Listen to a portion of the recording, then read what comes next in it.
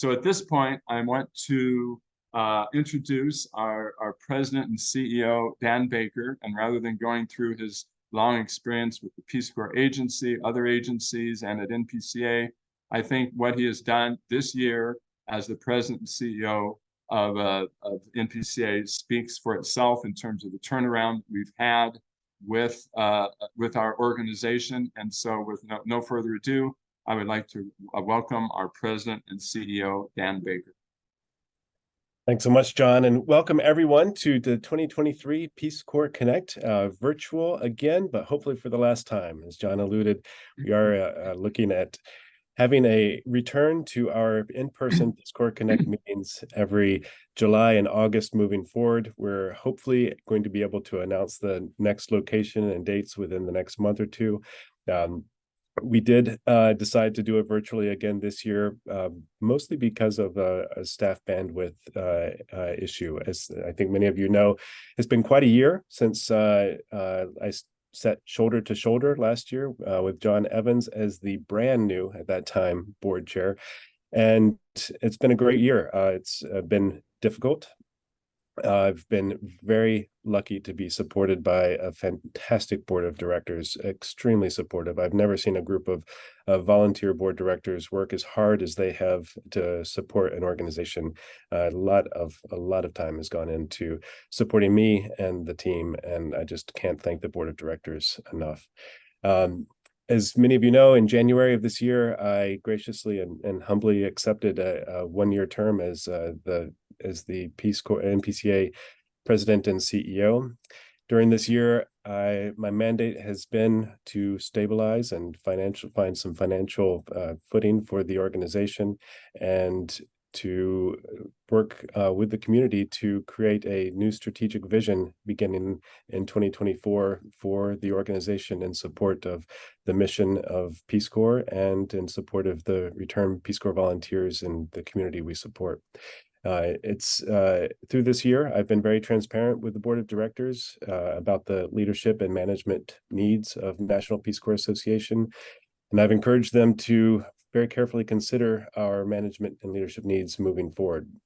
Whether or not I'm in this seat again next year remains to be seen, but I will certainly be supporting National Peace Corps Association in one form or another, and especially as volunteers begin returning from service again next year. I think we're going to need an expanded team. We are currently a much smaller team than we were to begin 2022, and we've adjusted our programs to mirror our new capacity. It has been a year of transition. I'll be speaking later on about some of the infrastructure that we're putting in place and the focus largely internally for the past 12 months since I last addressed many of you. But I'd like to just say that, for me, in many ways, the joy has returned to National Peace Corps Association beginning this year with some in-person events, to see Peace Corps volunteer success stories coming across our channel again. Those of you who joined early saw videos of currently serving Peace Corps volunteers in the Gambia and in the Dominican Republic, doing work that I'm sure looks very familiar to many of you.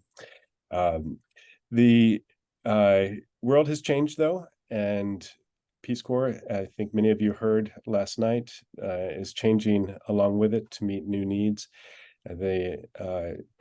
What I see from my perspective is a world that is really hurting, and we've often said in the history of our organization that the world has never needed Peace Corps than it does right now, and maybe that has always been true, but that is certainly the case right now. And to make Peace Corps what it needs to be in the world, this community needs a strong and vibrant National Peace Corps Association.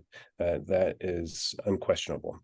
I reflect often on what it meant to serve when I did in the 90s, many of you earlier in the 60s, 70s, 80s.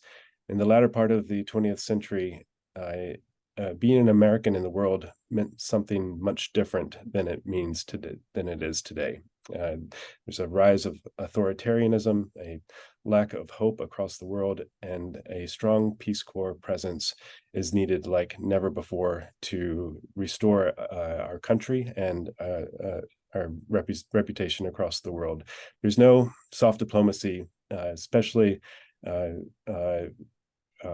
the bang for our buck that exists, like the Peace Corps program. And I'm going to not make a big speech. I would like to defer to many of members of our team to talk about the programs in this year's President's Report. And I'd like to begin that with Jonathan Pearson. But before passing the mic, I do want to take a moment off script and recognize and just ask everyone to keep in your thoughts and prayers the victims of the recent earthquake in Morocco, and call attention to Tim Rish's note in the chat that the Friends of Morocco group will be creating a GoFundMe page to support the victims. And again, please keep them in your thoughts.